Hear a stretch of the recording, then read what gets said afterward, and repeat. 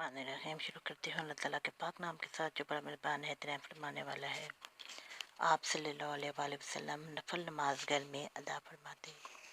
हज़रत अब्दुल्लाह बिन शफ़ीक कहते हैं कि मैंने उम्मुल मोमिनीन हज़रत आयशा सिद्दीक़ा रज़ी अल्लाह ताला अन्हा से रसूल सल्लल्लाहु अलैहि वसल्लम की नफल नमाज के बारे में पूछा तो उन्होंने कहा, आप सल्लल्लाहु अलैहि वसल्लम ज़ोहर से पहले मेरे घर में 4 रकते पढ़ते, फिर निकल कर लोगों को नमाज पढ़ाते, फिर वापस आकर मेरे घर में 2 रकते पढ़ते और मगरिब लोगों के साथ अदा करते और वापस आकर मेरे घर में 2 रकते पढ़ते।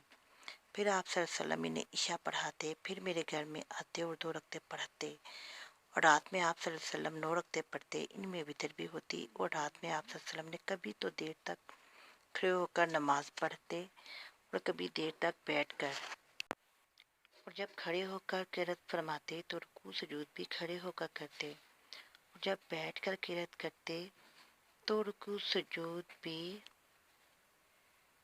बैठकर करते, और जब फजर तुलू हो जाती तो 2 रकते पढ़ते, फिर निकलकर लोगों को फजर पढ़ाते। अल्लाह ताला अमल करने की तौफीक अता फरमाए।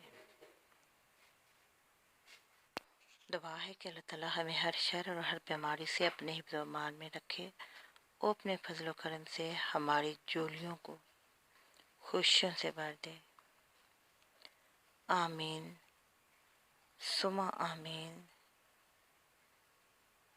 या रब्बुल आलमीन।